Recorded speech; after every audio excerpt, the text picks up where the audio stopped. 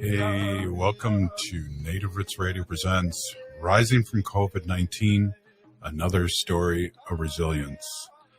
This is a series of 3 shows we're going to be doing, and my co-host here is Dr. Stately of Native American Community Development, Native American Community Clinic here in Minneapolis in the Twin Cities.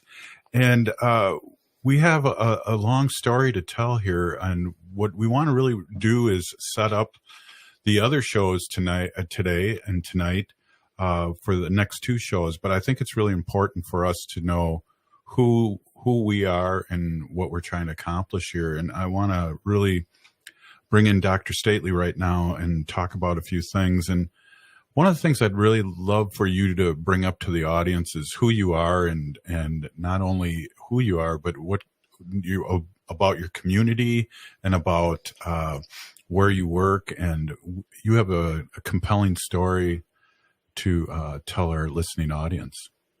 Oh, well, excuse me. Well, thank you first, Miigwech, for inviting me to be a co-host and to be here with you this evening. And bonjour to everybody out there in Indian country listening tonight. My name is Anthony Staley. I'm the executive officer and president of the Native American Community Clinic in South Minneapolis. And that's my professional title. I think probably my most important role in life really is being the dad of twin boys who are, one is a 2-time state champion in hockey, and the other one only got to go once, and that's a whole thing. So we could take all 3 series to talk about that. Right. and that happened during COVID, so that was a compelling and interesting experience. But I'm an enrolled citizen of the Oneida Nation of Wisconsin, and I'm a descendant of the Great Red Lake and White Earth Nations of Minnesota. And my mother was from White Earth and my father was from Red Lake. And I was born and raised in South Minneapolis. And I lived in this area for my entire life, except for the years that I was in boarding school. And I went to boarding school from the ages of 6, maybe 5.5, because I started, I think, when I was going into 1st grade, and was there until about 11 years old.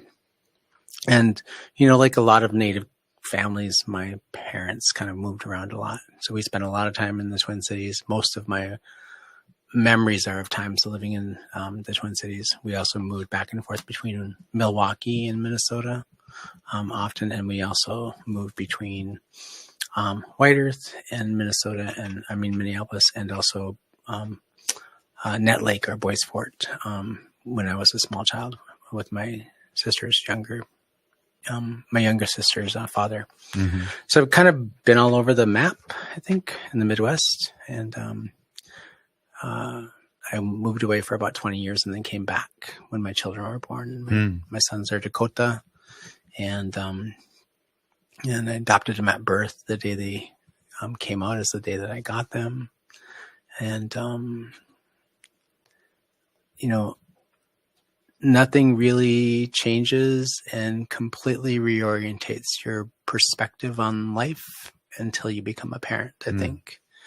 Really does change everything about the way that you see the world. And when they were little tiny guys and they would sleep next to me, well, actually, they're twins, so they wanted me to always sleep between them. So I'd always get sandwiched, until when they fell asleep, then I have to wiggle my way out. But when they were little tiny guys, I would whisper in their ears, and I would say, thank you for saving my life. Because that's what it felt like. It felt like when they were born, I was given a much deeper sense of understanding about my role and my responsibility on the planet. And they helped to really clarify like what I was going to do with my life. Right. And when they were 2 years old, they moved back to Minnesota to raise them around their relatives and to be on their homeland, and so that they would be around their language. They would hear Dakota language. They would hear and see Dakota songs and music and culture. And I wanted them to know who they were, and I wanted them to know that this is the place they're from. So that was a really important part of my life. And it also created for me an opportunity to step into the work that I do today. And that was also completely unexpected, and in a lot of ways life-changing as well. So the last several years have been life-changing because of the work I do. Yeah, and let's get a little deeper in the work you're doing right now, because that's it's amazing. And I think all around when we talk to state agencies here in my show, Native Roots Radio, we hear about Native American Community Clinic and the great work you're doing. And I already know that, but it's really kind of a blessing to hear other outside organizations talk so highly of what you do. And let's talk a little bit about what your clinic does. Sure. Well, thank you for mentioning that and acknowledging the work we do. That's really, I appreciate it. So I have the honor and privilege. It's a tremendous honor, actually, to be in the role that I'm in, the executive officer and president of Native American Community Clinic. I think it's a unique experience to go off and kind of mature and become a man, and then come back to your community that raised you and gave you your grounded you and gave you a strong foundation to build your life on. And so it's been a really great honor to come back and work for them. And I am so just a little bit of background. I am a doctor. I'm a clinical psychologist. My sons always like to say, like, oh, he's not that kind of doctor because he can't actually help you. So, they got that great Indian humor, those two. Yeah. And they're really great at keeping you humble. And so my background has been in clinical psychologist, and my training was in multicultural clinical community psychology. And I focused a lot of my early training and my work in understanding the impact of historical trauma and intergenerational transmission of trauma in our families and in our community.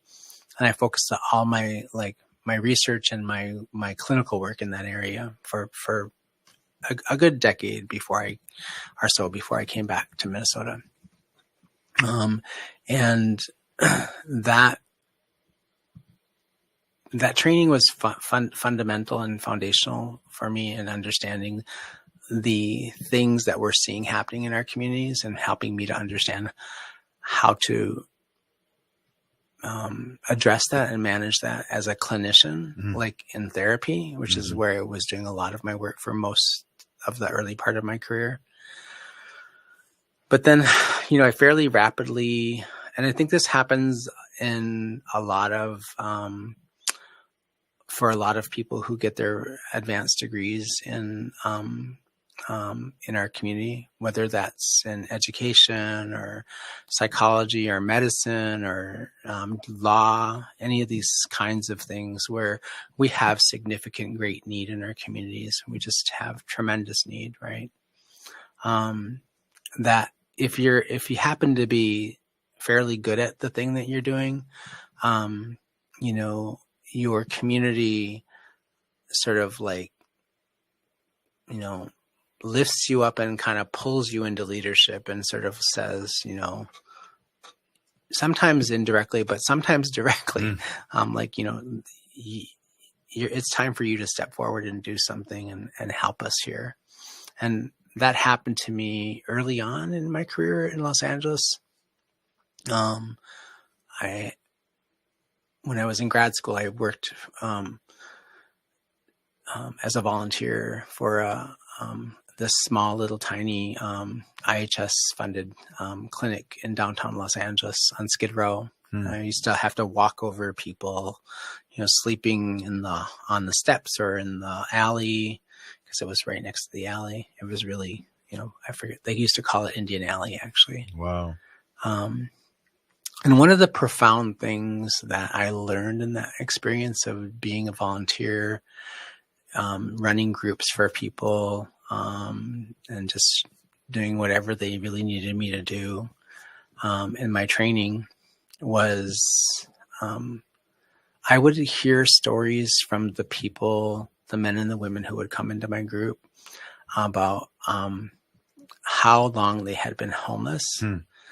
And they would tell me stories of that I would ask them things like, kind of what we do in Indian country. We're like, hey, tell me who you are and where you're from, right? And they'd always, and 9 times out of 10, the people I was talking to in that situation, they were from someplace other than Los Angeles.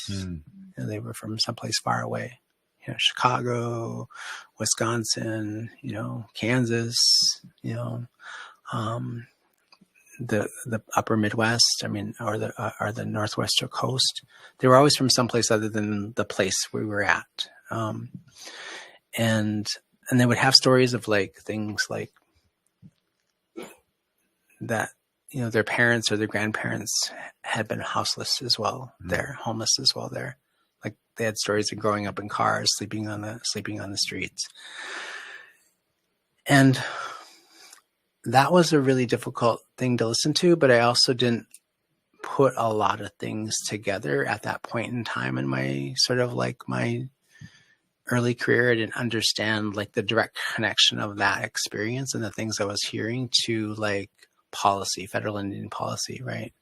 Here I'm speaking to people in Los Angeles, which was a relocation city during the federal Indian policy of Relocation Act. And I'm talking to people who have been generationally impacted by the failure of that policy, right? And here I am. What I realize now, looking backwards, is it's laying this foundation for me to understand some of the things I'm struggling with now in the leadership role that I have. But back then, I was a volunteer and I was in grad school, and a year and a half, I think, about a year and a half, almost 2 years out of grad school. I graduated in 1997. In 1999, this organization asked me to step in and help them to develop a mental health services clinic for children, for families.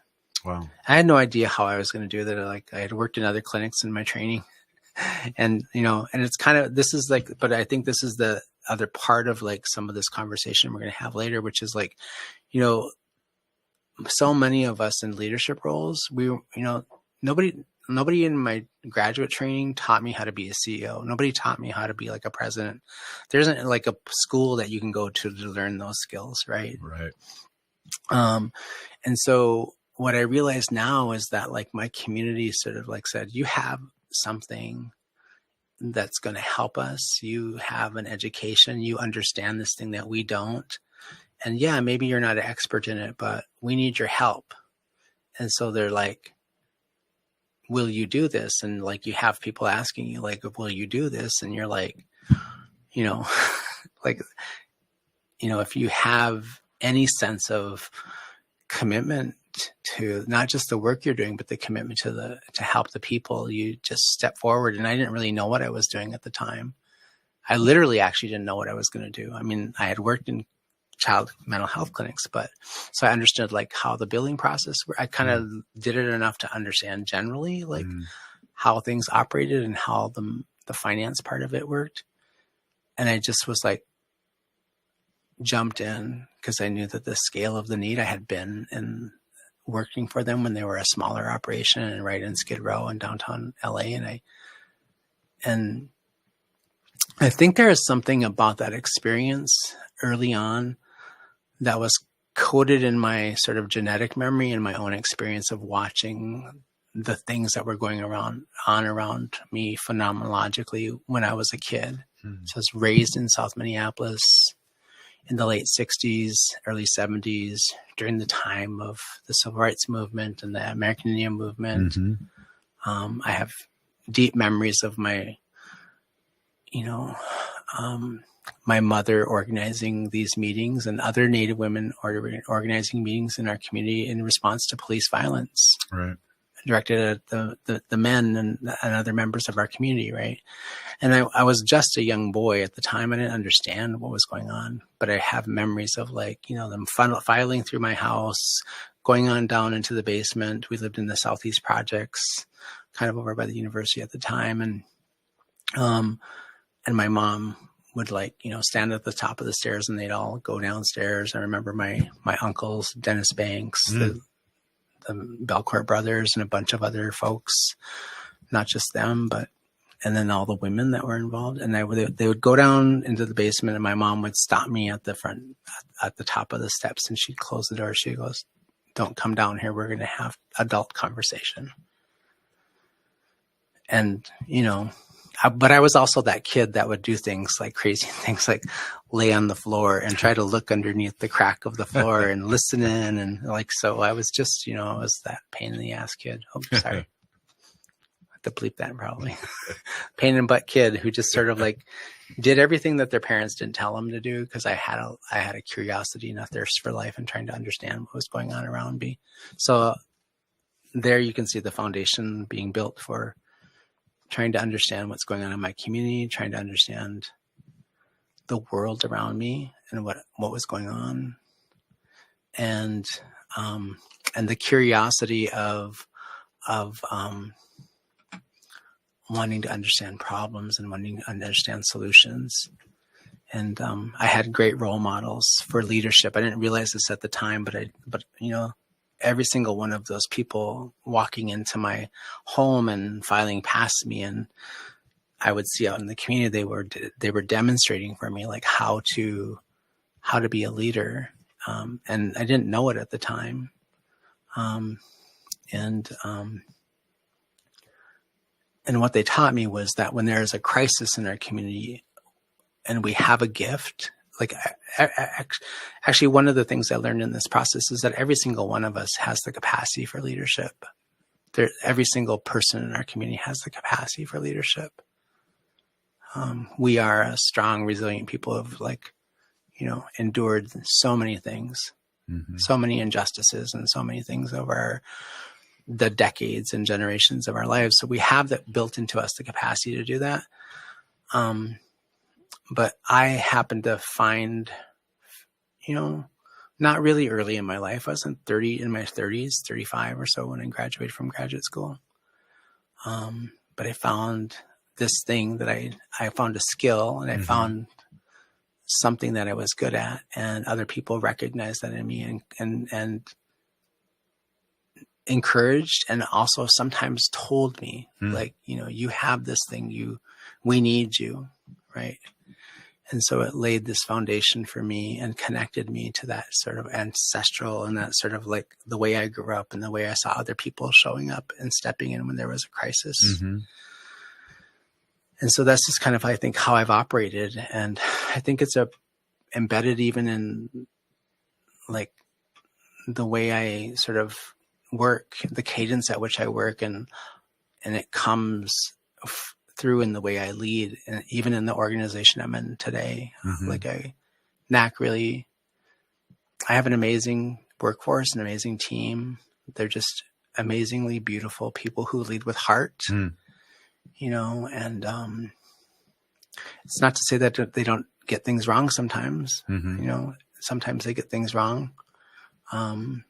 We all do. None of us are perfect, but they have the most beautiful hearts, and they work hard and they give 110% of themselves to the things that we are struggling with. And it has been a rough 3 or 4 years, a rough 3 or 4 years. And it's been a tremendous privilege for me to bring this skill set that I have to this work. And I've learned a lot from that experience as well. That's beautiful. And I've learned a few things that I didn't know about you. And what I want to do right now too, is just kind of jump into, the history of COVID. And when I think about that, I really have to think, because I got a good memory, but it's short. And what happens is we forget about things that we've heard from people taking their clothes off at the door and not knowing if the clothes spreads COVID.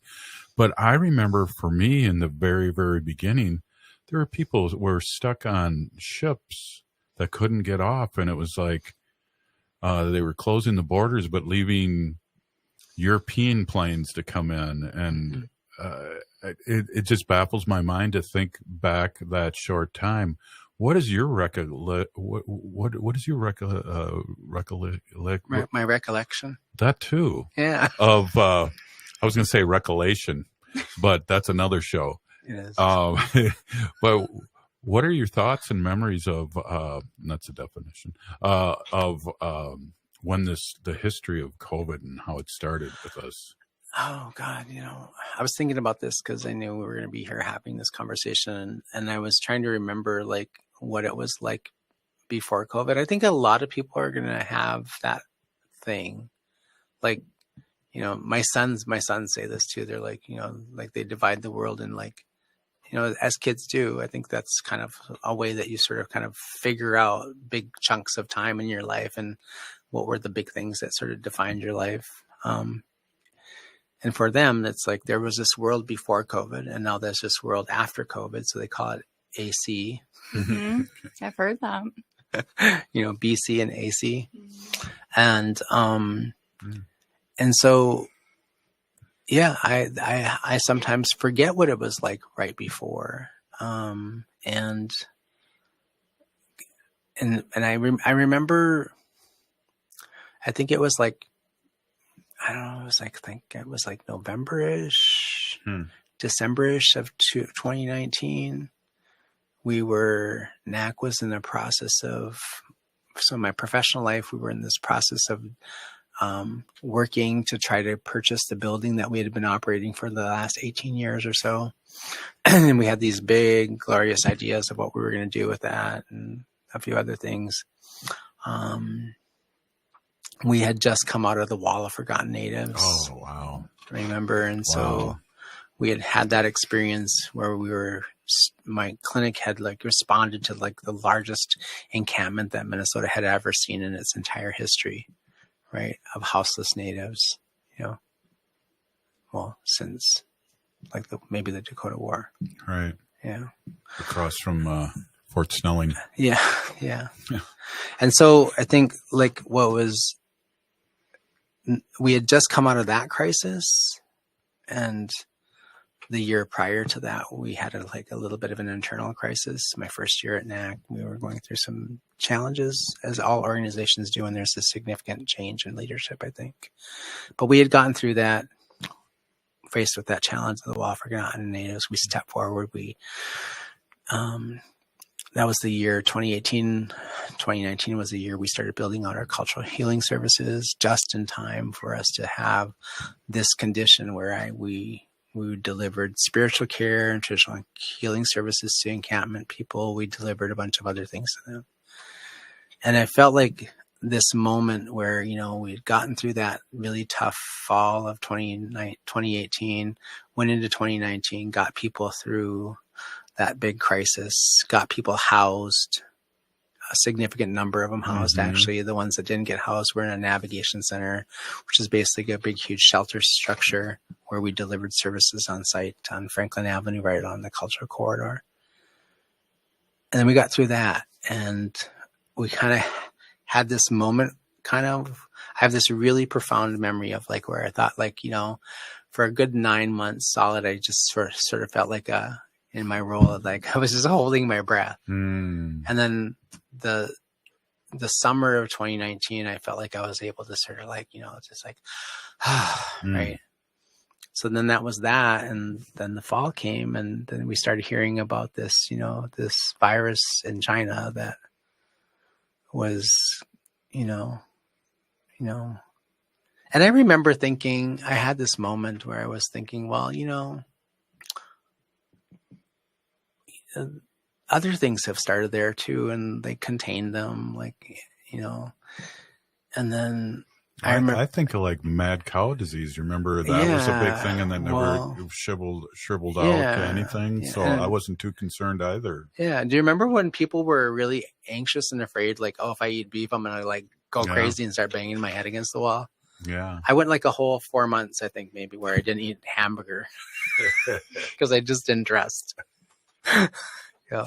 Good time to go back to Buffalo. I do. Exactly. Bison in my culture. But that was a thing, definitely. And the media helped drive it, and I thought that was happening again.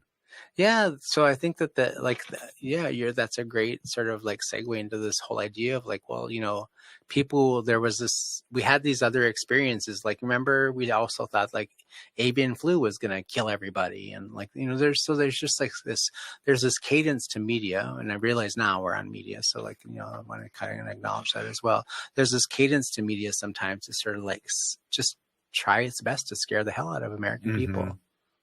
Or just people in general, right? Right.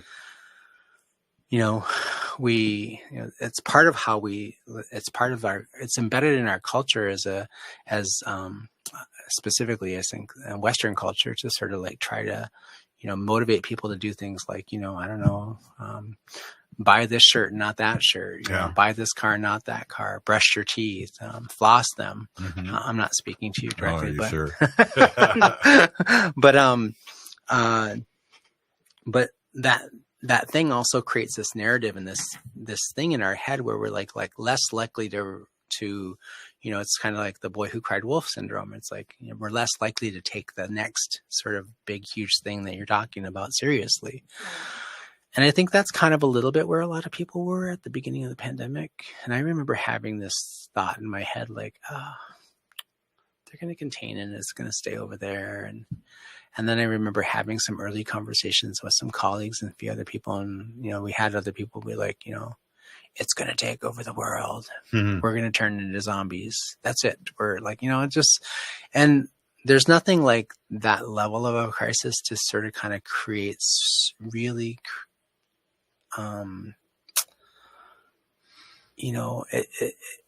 when we start to see people die at the scale at which they were dying, and they were dying fairly rapidly. Yeah. Right. I had this moment in the early part of that pandemic where I remembered, where I likened that the way that I was feeling and the way that the world felt around me as similar to the way that I felt being a young gay man I landed in Los Angeles in 1986, March of 86, at the height of the AIDS epidemic. Exactly. And I remember just I'd meet people, I'd know them for a few weeks, a couple months, maybe a year, and then they'd be gone from my life. And it was just and it was such, the scale of loss was similar to that. And it sort of pulled on that experience for me. I had this moment where I was wow. I kind of walked through the world of wondering who was going to leave next, what was going to happen next. And I had, because I was a father now too, I had just tremendously deep fear of the impact that I was going to have on my kids and my family, my extended family. Right? Yeah. Because I had built this world and this life around them and around my work, but also mostly around my family and my community. And, I came back home because I needed help raising my kids. And I was just what is going to happen to me and to my ability to function if somebody really close to me leaves? Right. And and I had that moment where I was really afraid. And now at that point in time, I hadn't even thought about myself really. Right. And then we fast forward to once COVID was spread around Turtle Island with no vaccine. It's hard for me to even remember that. It was such a huge thing, and we didn't even have a way to test for it until well into 2020. Wow. Like I think March or April of 2020, we had a way of testing for it. So we had people getting sick. We had people getting hospitalized. And there was, it was reminiscent to me a lot of the Vietnam War with, I don't know if you remember this, Dr. Stately, but we used to have a count, how many Vietnamese were killed and how many Americans were killed, and almost like a scoreboard every night on the news that we were winning the war by killing maybe 300 more Vietnamese, and Americans were being killed. But the count reminded me eerily of that period and the time. And so we fast forward here in the next 4 minutes of this segment here. You were hospitalized. I was, yeah. Let's talk about that a little bit. Oh God.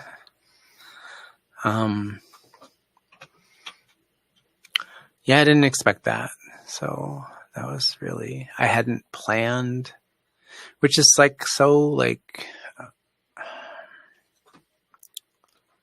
had not had a plan in my head for what would happen if I got sick.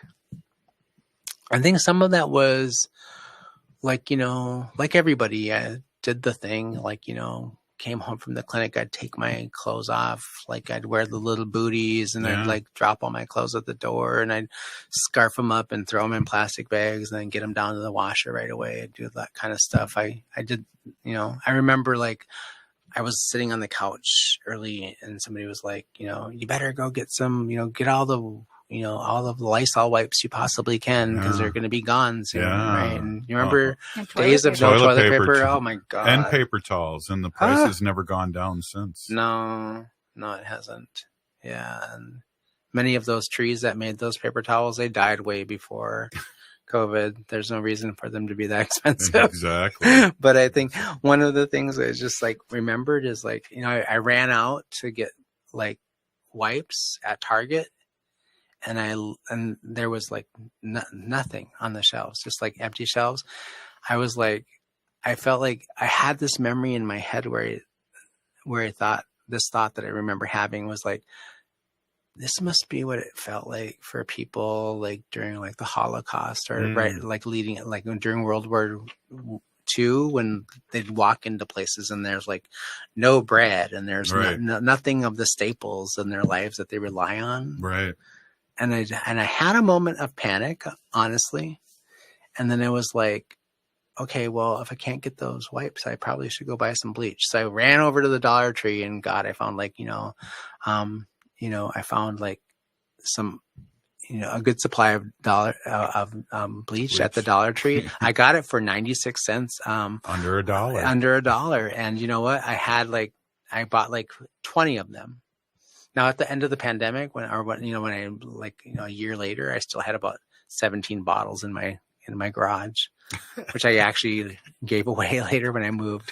But the point being, 96 cents for a gallon of bleach. Now it's $4 for a gallon of bleach. That's right. Prices have never gone down. But I think I had this moment, where I thought I was impervious because I worked in healthcare, and somehow being in that setting and having access to the knowledge and all the information was somehow going to keep me safe. And that wasn't my experience at all. I think this might be a good time to pause, especially emotionally and spiritually, with go to the next segment. Why don't we all take a quick break here, and we'll just take deep breaths here and move on, because what we're going to talk about is pretty heavy. And we're going to bring our guest in soon, too. And I just want to say Native Roots Radio is presenting Rising from COVID-19, another story of resilience. And I'm here with co-host Dr. Stately and producer Haley Cherry, and we'll be right back. Please stay with us and take a little short break here.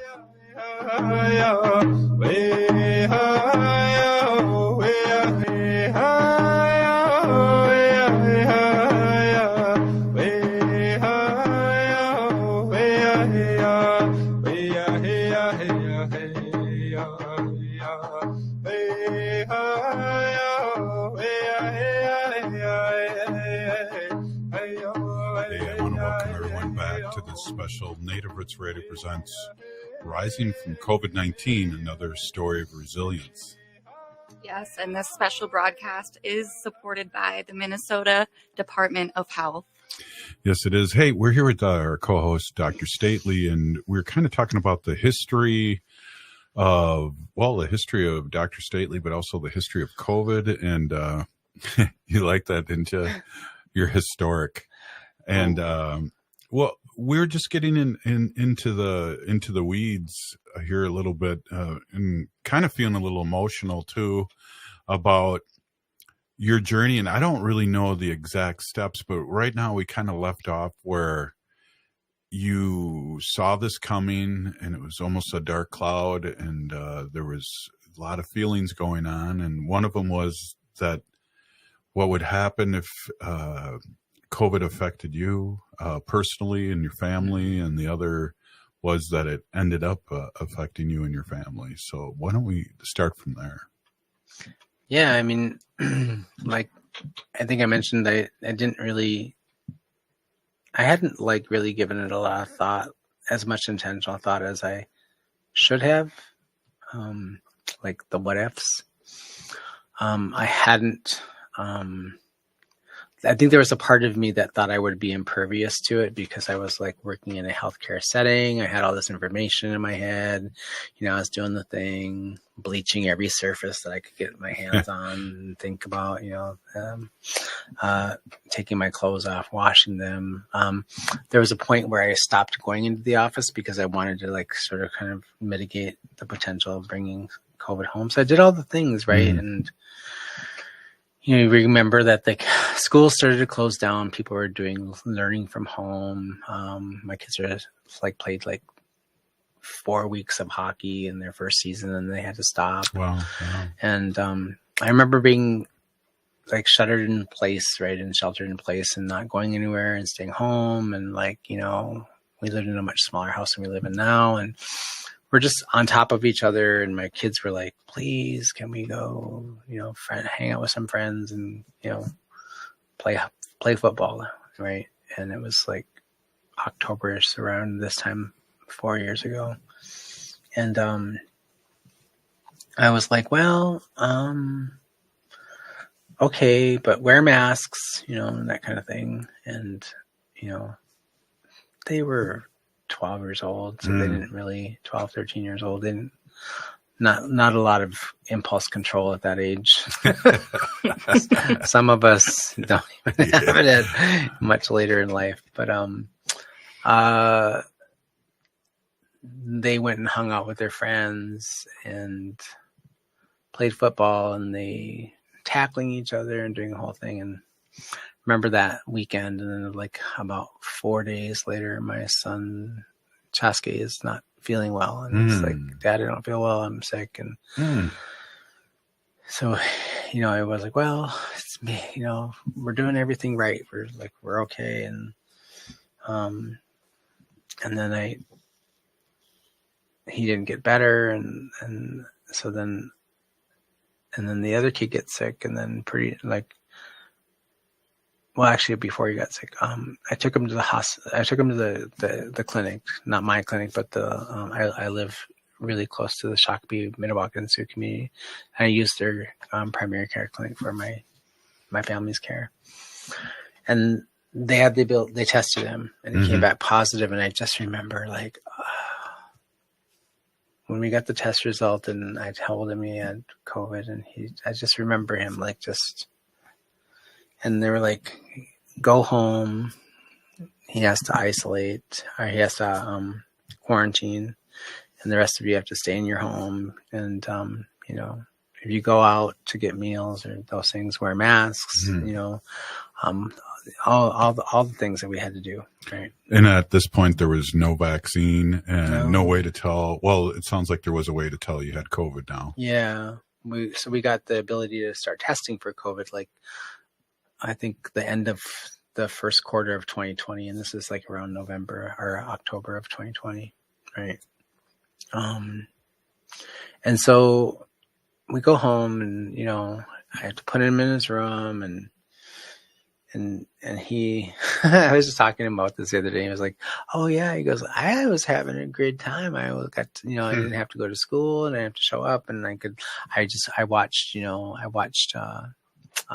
Grease every single day, every day over and over, and he remembered. So he didn't get super sick, but he got sick enough, but he didn't get super sick. And I remember just thinking to myself, "Oh, we're gonna be okay." Like I made dinner for us, and then I'd bring his dinner to him on a tray, and I'd put it in front of his door, and I'd knock on the door. Oh. And then he'd come out and get it and go back in, and he'd have to do the same thing, knock on the door, leave the tray. Wow. And that was like how we sort of did that cadence for, like, I would think probably, I don't know, 4 days or so. And then he was getting better, I think, and not really, didn't seem to have a lot of positive symptoms. And there was a moment like at the third, fourth day when he was like, kind of like he was clearly uncomfortable. He had a high fever, but he wasn't like having a lot of, and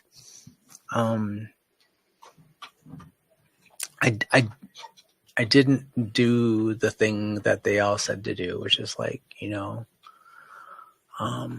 stay out of the room. He was uncomfortable, and it was hard to watch as a parent. And I went in and I laid down with him. Yeah. Wow. And I held him one of those nights. I think because I was scared. So that's probably, like the way in which it sort of kind of spread throughout our home. We lived in a really small home at the time, like a little tiny townhouse, not an open concept. So there wasn't like really was like very little places to sort of like go and quarantine it. And it's interesting because I think back now, it's like how many people must have had that sort of kind of experience. Right. Like, and there was this feeling I think that my son had of like guilt. I remember him saying to me over and over, "I'm so sorry, Daddy." And my own sense of guilt about like not doing a better job of protecting him, and then so it spread fairly rapidly through our house. Wow. Like it just like he got sick, I got sick because I laid with him, and my other son got sick fairly quickly, and then their other father got sick. So all four of us are sick, all within like a week or two of each other, like within like clockwork. Wow. And so then I was like, for a good period of time, I felt fine, and I remember a defining moment when I lost my sense of taste. And I was like, I was sick already, and then I lost my sense of taste and smell, and I was like, and then I stopped eating because everything, it didn't matter what it was, everything tasted just like I was chewing dried cardboard or wet cardboard, depending on the consistency of it, what it was. And so, and within 2 weeks of getting sick, I was having, challenges with my respiratory, and I went out and got the thing, remember you had to like take your, your oxygen level, the oximeter. And do you remember, like, it was so hard to get those? Like, I remember just thinking like, I drove to like 5 pharmacies to find one. I do remember that. That's And crazy. it was, yeah. And on the night I went to the hospital, I was, they were sick. I was sick. Conan, their other father, was sick. And we were doing our best to sort of take care of one another. And I woke up in the morning of the day I had to go to the hospital. It was the week of Thanksgiving. I had been working on purchasing a house. I was supposed to close on our house that week. And I went to get the oximeter, and I put the oximeter on, and it was like 89. And I was like, oh. Right. So and what's the numbers? Because they say like I had asked my medical officer at NAC, like, I would call her or text her, and she'd say, okay, if you fall below 90, you have to go to the hospital. Whoa. And I had a few days where it was like really like it hovered like around 92, 93-ish when I was sick, and it would dip down, but then it would come back up. And she said, oh, it's always going to be a little bit lower in the morning when you first wake up. You'll probably be just fine. You'll probably bounce back. So but just keep taking it. Mm-hmm. So I went through the entire day, and I took it, every hour, and it wasn't going back up. Oh. And then around 5 or 6 o'clock in the evening, I'm making dinner, and I check it again, and it's now 87 instead of 89 or whatever. And I was like, I'm texting my sister by cell, and she's like, go to the hospital. Right. And I said, I will go to the hospital. I'm going to make dinner first for the boys. Good Indian there. Right. So like trying to do the thing, making the dinner, doing the dishes, cleaning up, kind of just making sure that they're taken care of. And, and I checked again, think, this hope, like, oh, okay, it'll go back up. Cause I didn't really feel like, in the morning, I didn't feel really all that well. It was just this number on this thing that was telling me. But by the end of the day, I noticed things like walking the 6 steps up to the bathroom. Jeez. I was getting a little bit more labored in my breathing. And, I had all the evidence, and even then I didn't want to leave. I didn't want to leave my kids. Yeah. Yeah. It terrified me to leave my children. Yeah. And so I waited to the last minute. My sister was like, if you don't go to the hospital right now, I'm going to call an ambulance and send it over there. And I was like, oh my God, do not call an ambulance. I will die of embarrassment if not COVID.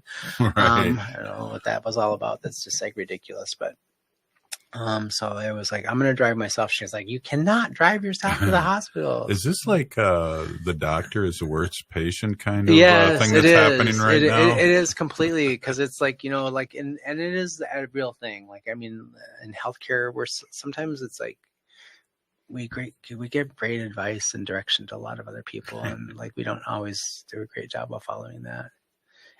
And I also recognized that my ambivalence about that was like I did not want to be separated from my children.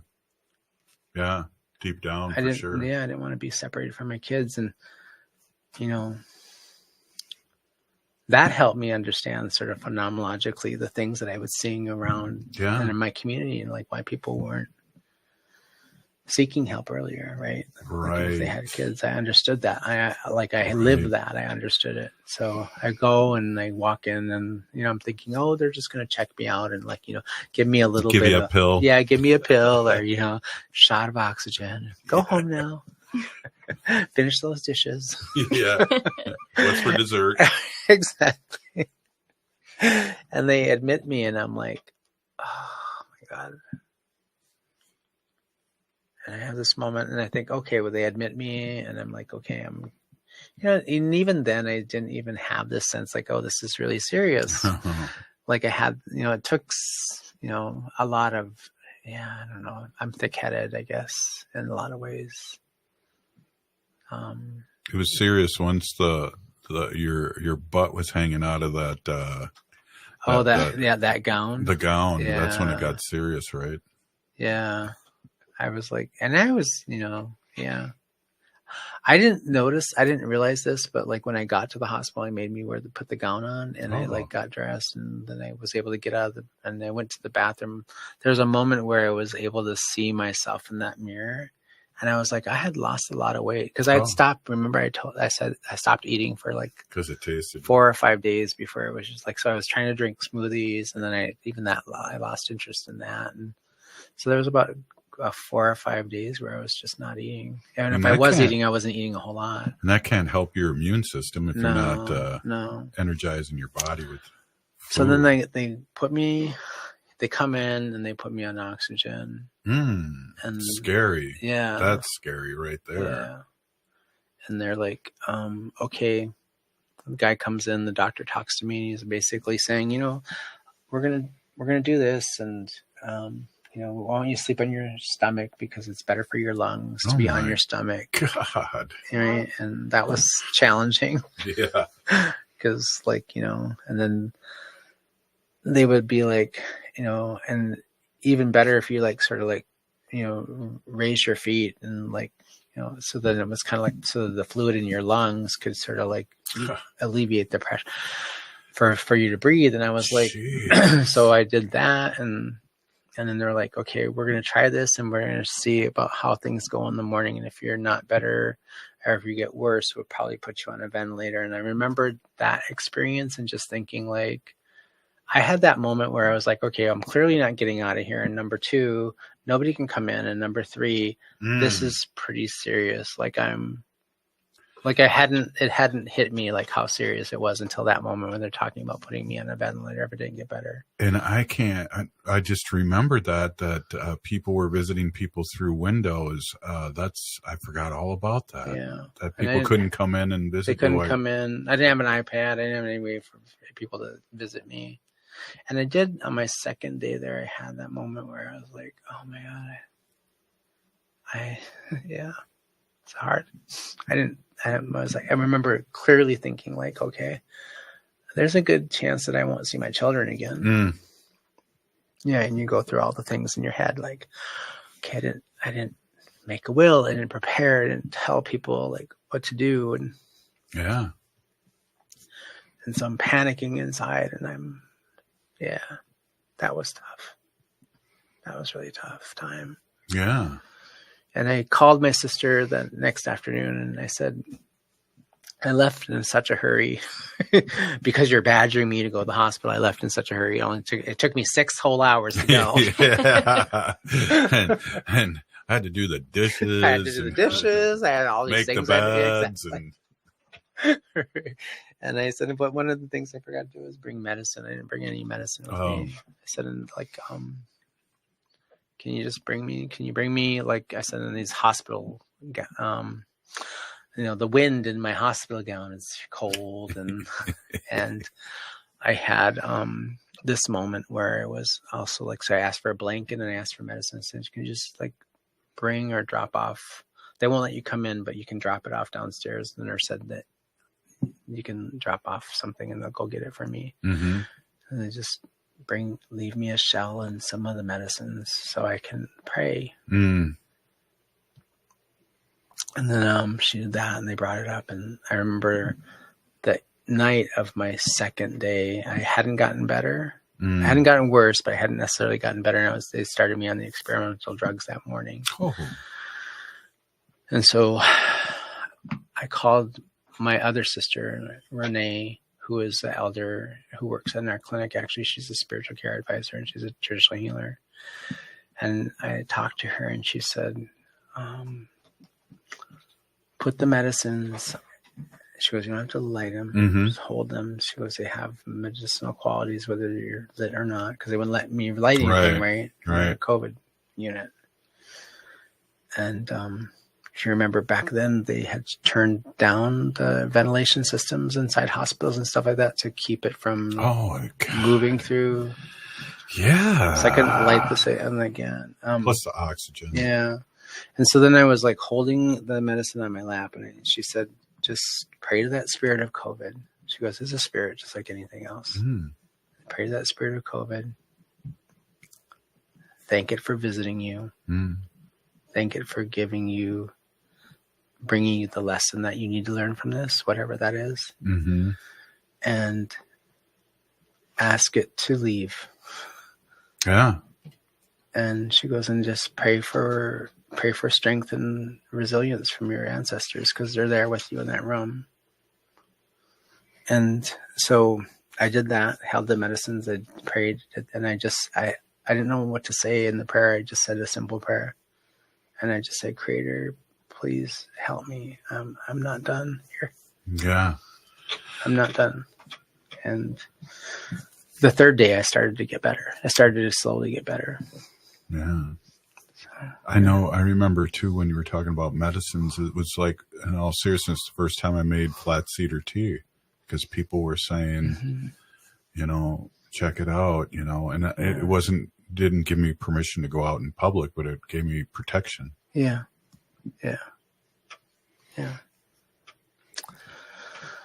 So that was life defining and changing for sure. And by the fifth day, I think I was out of the woods. Medicine was starting to take place, or take a good turn. I asked for that stuff that the doctor was like, I was like, hey, I want whatever that guy in orange is getting, that don't just give me the remdesivir, give me that really good stuff. And they're like, well, I don't know if I can get that, but at least, I spent Thanksgiving there. I lost some time with my family, but I was able to get out on, I think, December 1st. Yeah. Well, hey, Dr. Stately, thank you for that. We're going to take a quick break again, and we're going to have a special guest on that I'd like you to talk to a little bit, and then we'll get back to the story and also talk a little bit about vaccines and what vaccines are happening now, too. You're listening to Native Roots Radio presents Rising from COVID-19, another story of resilience. And this is a series of 3 shows, and this is show number 1. We'll be right back.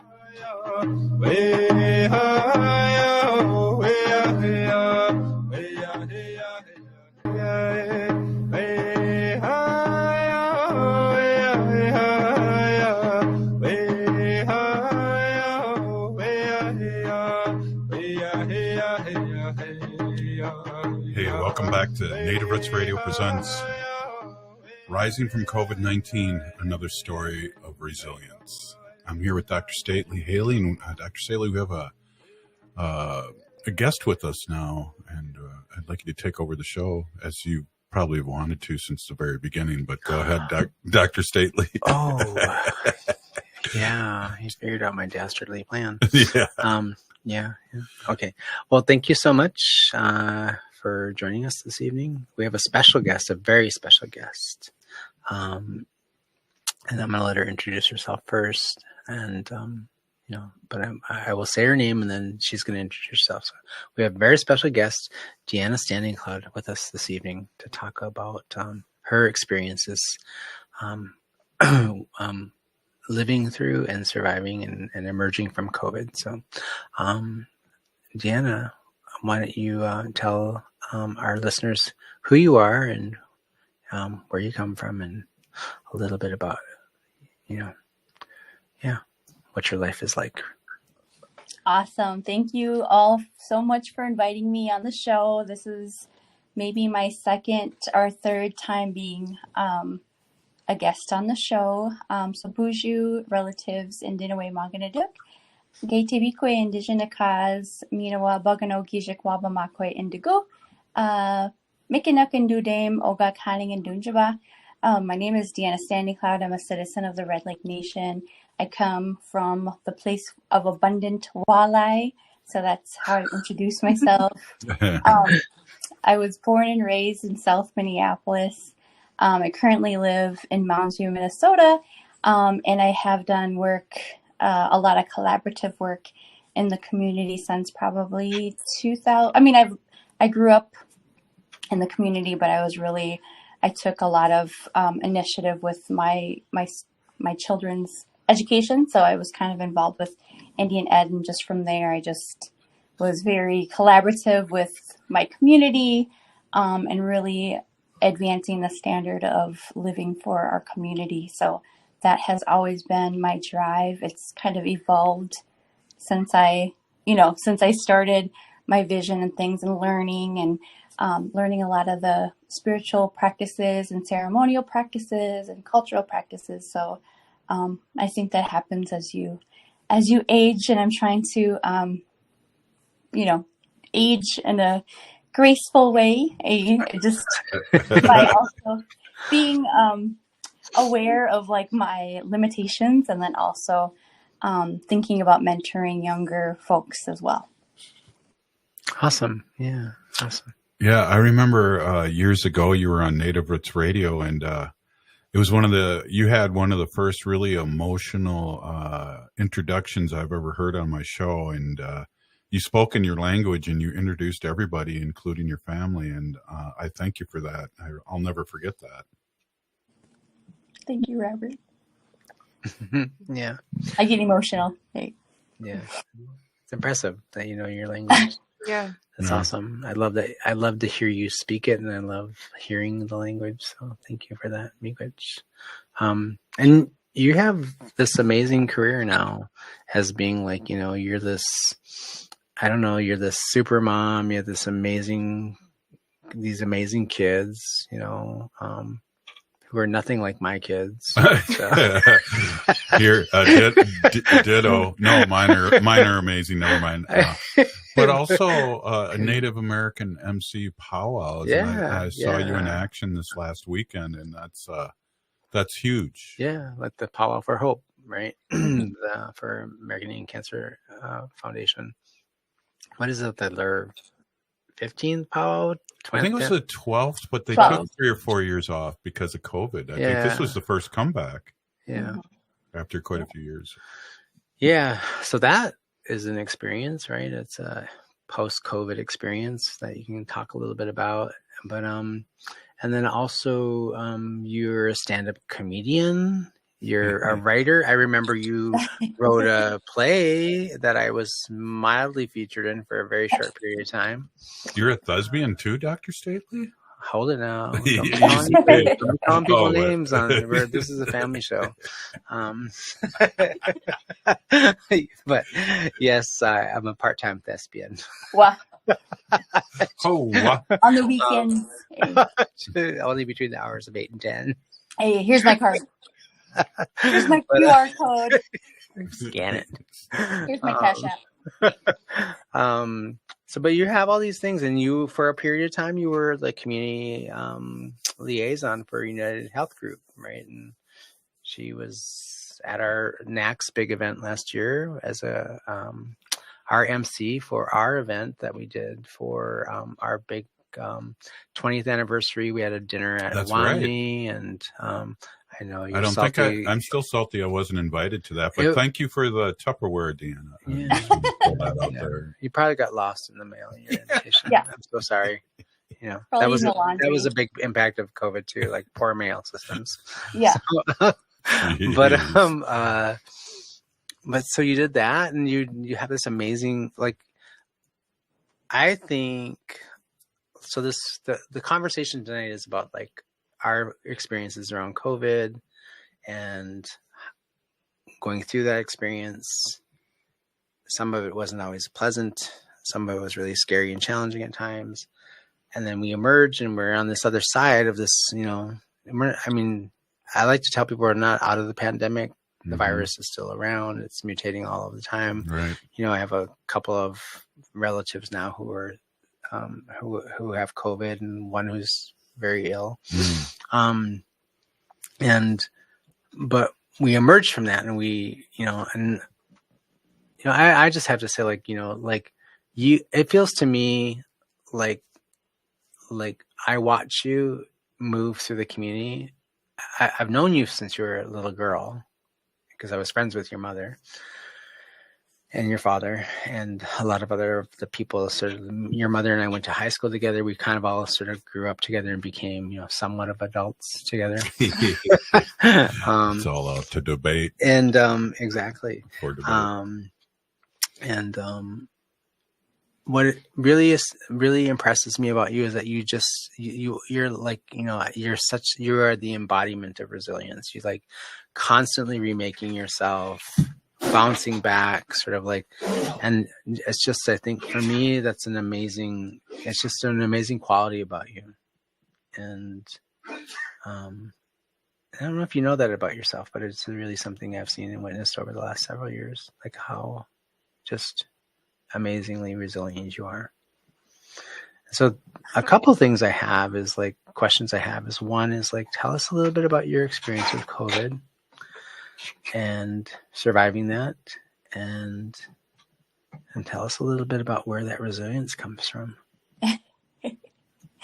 Oh my gosh. Okay. I'm not gonna, you know what? I proclaimed at the Powell for Hope because there was a moment there where they had the luminary bag. So you have the option to purchase a luminary bag. So Powell for Hope is a fundraiser with American Indian Cancer Foundation.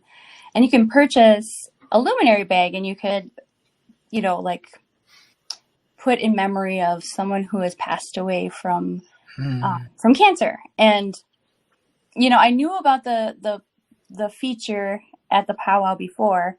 And I wasn't sure how it was going to play out, but this weekend, I was reading the names, and I just started to process kind of a lot of the losses that I've had over the past year and a half, with my community, because I feel like I've been keeping busy a lot in order just to survive. I think just to keep really busy, because our minds are so powerful and our emotions are very powerful, and you could very well get sucked under with all the negativity, or if I were to kind of get wrapped up in a lot of the negative things that my family has gone through, which does throw me off. I've actually missed a couple of grant application deadlines in the past 6 months because I'm not blaming them. It's my own.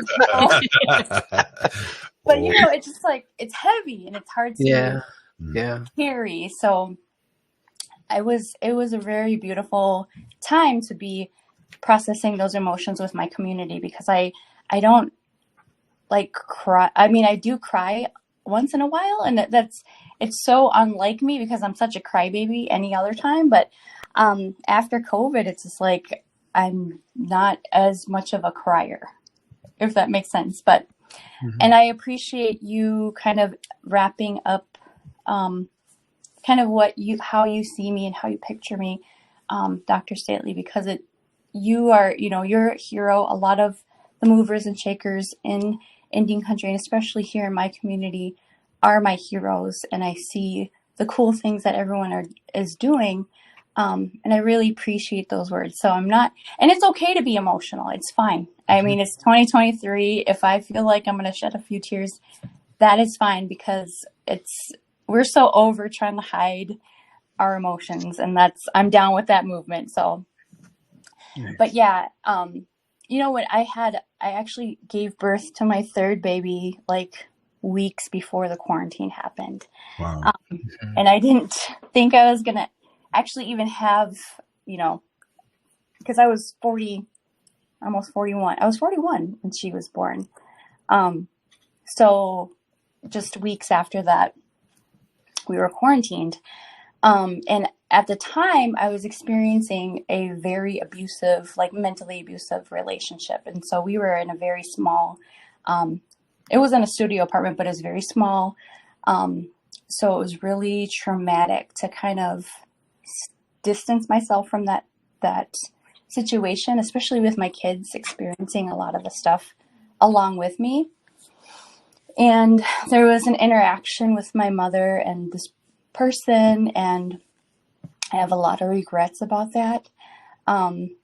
So there was a lot of huge, transformative events that took place for me personally during COVID. And I know that holds true for for everyone, because this was such a huge, never before seen in modern times this way. But, and then so I gave birth to my third baby, and I was kind of going through postpartum depression at the time of the quarantine. So I was trying to make sense of that. A lot of what helped me to kind of survive and hold on to was my tobacco. Like, that's very simple, like my tobacco, and remembering what it feels like to be in ceremony, and remembering how safe you feel in ceremony, and knowing that this doesn't feel good to me. This doesn't feel good to my kids. And this is not right. So, November 2021, at like 4 a.m, my son was assaulted by this person, in front of our family. And he's 15 now. He was just a little 13-year-old guy. And, so we just left at 4 a.m. And the first person I just drove north. My daughter helped me through this thing. I just drove north because that's where my mom was. I didn't tell her about it. As soon as I got to like an Airbnb, and I called her and I told her where I was, and she was in White Earth, which was a little far from where I was. But she just dropped everything and she came to see me, and she was so excited because she knew the situation I was in, and she knew that I wanted, it was best for me to get out of that. So she came to see me at the Airbnb, and we spent weeks together cooking and hanging out and having fun. I was processing a lot of trauma at the time too, though. So it was amazing. It was awesome. And it was a lot of the stuff that she had asked to do before that time. And I just kind of blew her off. And then she actually I got COVID in January of 2022, which it just threw me it was really, it was hard. And anybody who's experienced and had COVID kind of knows how heavy it hits your body. And then about a week after that, my mom got COVID, and she was asking me, like different remedies, because I had my remedies all, spread out. I was just trying to combat it with a lot of our traditional medicines and things like that. And then went to Walgreens and stocked up. Well, I didn't actually go to Walgreens. Instacart or whoever. I love Instacart. And then she got COVID, and she wasn't vaccinated. She wasn't vocal about her, about her position on vaccinations to me, but she didn't get vaccinated, and she was intentional about not getting vaccinated. She didn't believe that it was something that she should do. She didn't trust it. And she had COVID before, but for some reason that bout of COVID really hit her hard, and she was admitted into the hospital. And then she just got worse. And then during COVID, it was such a hard thing because in the the policies and procedures and protocols in the hospital, I was the only one allowed to go visit her. Which, well, at one point she was in a hospital where it was like one person at a time per day, which was okay. But then we moved her to the cities where it was just one person, and that was it. I think that was one of the hardest things for me too, because she was, she was on life support and on oxygen. And I was there by myself with her. And it was just hard to process because when, we're natives and we think of family around us when that's happening. Yeah. Yeah. I would get up and just try to take a break, and there was nobody to hug. There was like no one there. And it was one of the most difficult, moments of my life. And it was weeks, that I had to do that. And I kind of took the lead from my grandmother, but I was like the next of kin, and I was like in charge of all her decisions and things like that. So my grandma wanted me to like extend her, the life support and things like that. But she was just declining, and we just had to make the decision to take her off the life support. And so she passed away in a day after my daughter turned 2 in Maplewood, Minnesota, right up the road. And that when I thought about that happening as a young kid, like if I pictured something like that happening, I felt like I would just die and just go not make it. But in that moment, I knew I had to do it for my mom. I knew I had to do it for my grandma. I knew I had to do it for my kids. So I just took control of everything, and she was buried in the traditional Medewan way. So there's like very specific things that I had to do for her. So I actually got a doc, like a document, Google Doc with everything that I needed to do.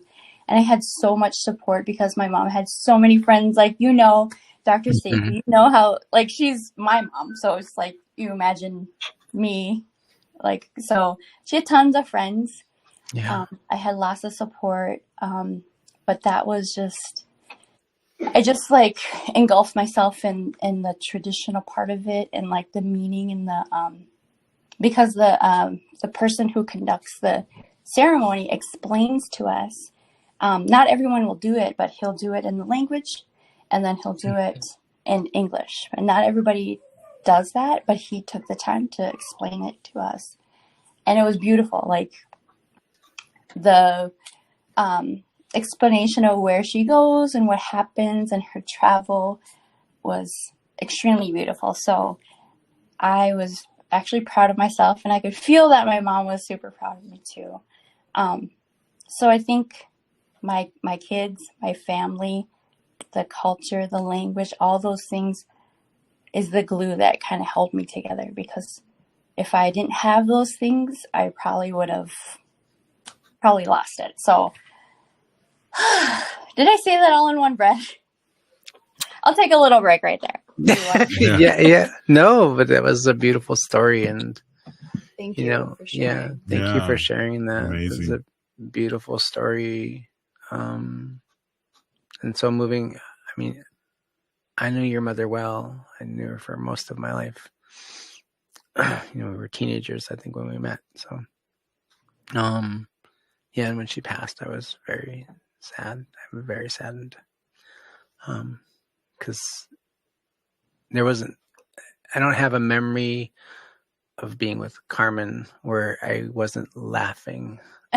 So like with my whole being, right? Like she just was like, it's easy to see it's easy for me to see where you get your beautiful spirit and your energy from, and also your sense of humor. And she also was deeply, deeply committed to her family, right? And like she understood that.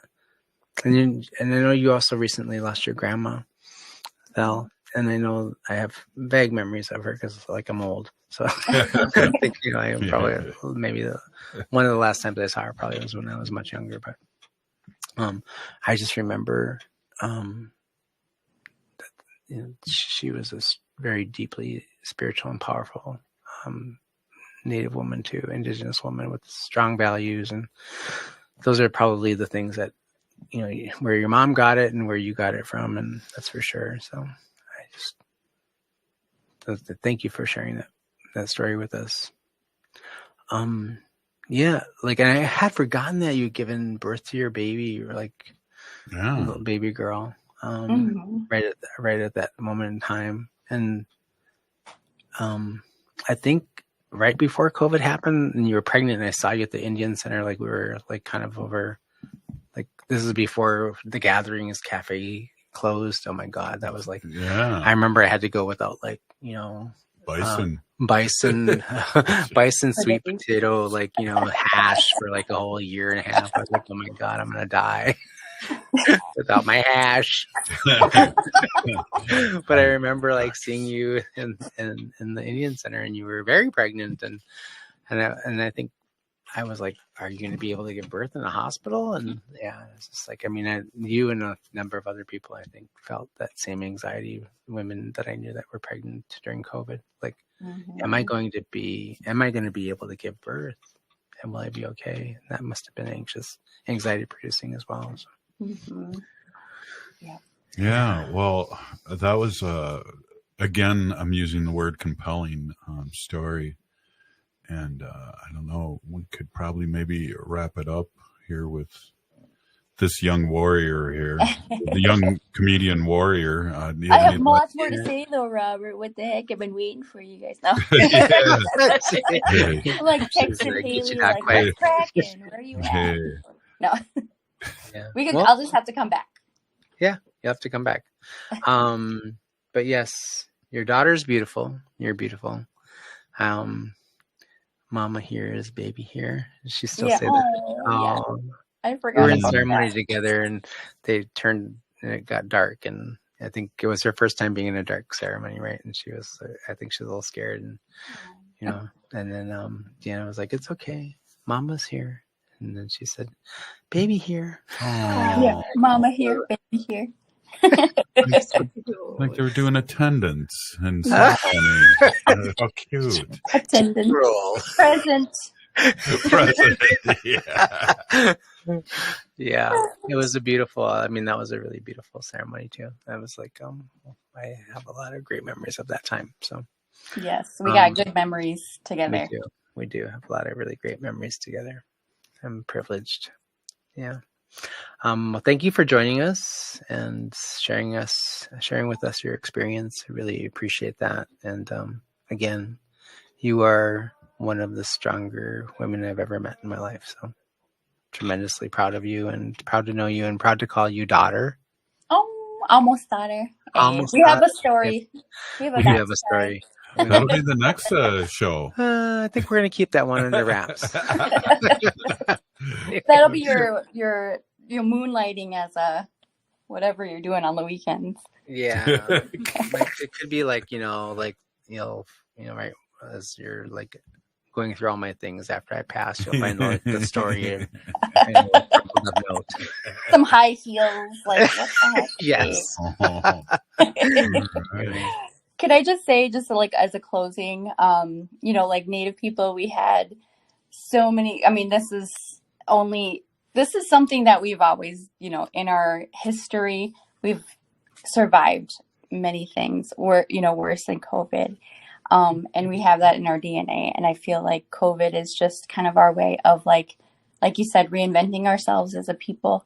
So it was our opportunity to kind of show who we really are and just kind of be more comfortable in our identity. So that resilience is really who we are at a molecular level. So COVID was very scary, but we, as Native people, we handled it like a boss. Yes, we did. Thank you so much for reminding us of that. Yes, Pinigi, thank you for coming on and speaking your truth. And I've always thought you were cool, and now I know you're even cooler. And appreciate that. And street cred. Yeah. Yes. From Bobby P. That's my street name, by the way. Nice. Oh, nice. Wow. Miigwech. Okay, we'll see you soon, Pinigi. Best of your man. Cool. Wow, amazing, Dr. Stately. We only have a few minutes left here, and I kind of want to get into just a little bit of update on vaccines and what we can do. And I know COVID's back. And I know Haley's been looking up some statistics and things like that. Yeah, it is. I mean, it's like that relative that. Why are you looking at me like that? It's like that relative that you sort of kind of like, yeah, good to see you. Yeah. Come back in a couple of years. Yeah. And he keeps visiting. Yeah. Well, you were saying earlier too that and I guess I don't want to get the blame thrower out, but it's still with us, and it's coming in different variances, and it's different times. It's more prevalent. Like summers we're outdoors, now we're back inside. Mm-hmm. As the season's getting colder, we're going to start to stay back indoors more frequently, and that's going to be a significant challenge because we'll have the confluence of that, but we'll also have the confluence of the flu season, which is going to be, I can't tell you how many people I've talked to over the last like 3 or 4 weeks who thought like, oh, I just have allergies, or I just have a cold.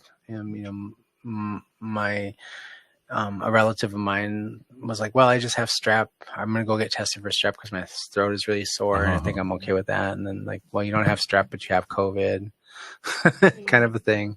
And so part of it is an opportunity for us to remind people like, this is a serious situation. And like, so there's a bunch of things I think to keep at the front of our minds here as we sort of kind of go into this next wave of things. One is that this particular variant, I think they call it an Eris. It's XB. I don't know. Every time I think about it, I think of that group, the song Xbic or something like that. Oh, I thought it was 867530999. No. Exactly. Yeah. The thought here is like that is a very virulent strain. I guess it's it's very easy to pass, and lots of discussion, robust discussion, I think, in lots of spaces about whether or not it is helpful to wear masks or not. I hear people inside healthcare, outside healthcare, in the stores, out on the streets, in the parking lots about whether or not it's effective to wear masks. I think there's a number of things that are important. One is like, think about the people around you. Do you have people that live with you who are vulnerable to becoming very sick? Do they have, immune compromised situations? Are they elderly? Do they have situations in which they did get sick? They would get very ill.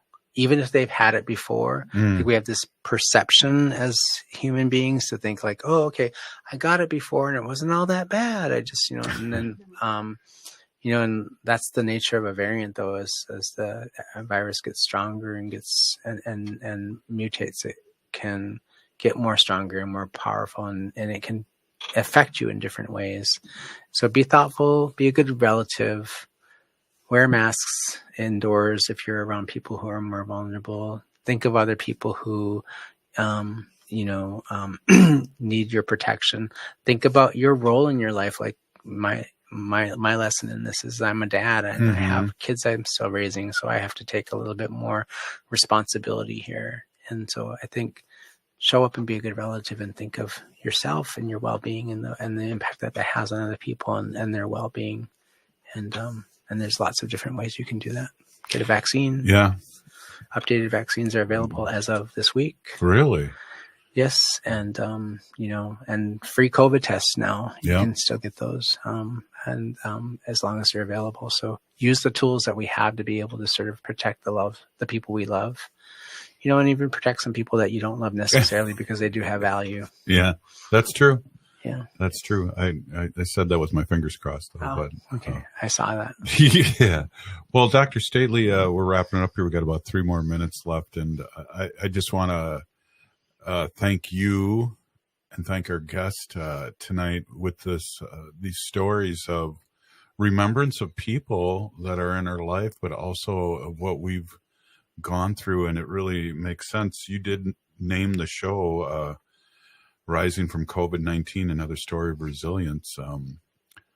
I won't admit that in a court, but you did name the story, and that's true.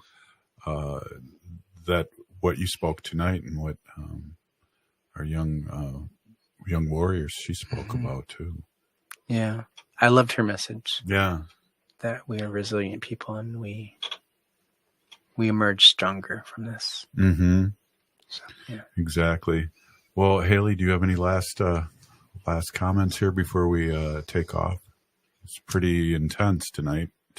Yeah, I think it's a great reminder to talk about this pandemic and how it's affected all of us, and to remember the people that we've lost close to us and near and dear to us. And I hope everyone takes care of themselves and is a good relative and takes care of their family, and does so by getting vaxxed or getting boosted and washing your hands and doing all the things that we do to take care of ourselves.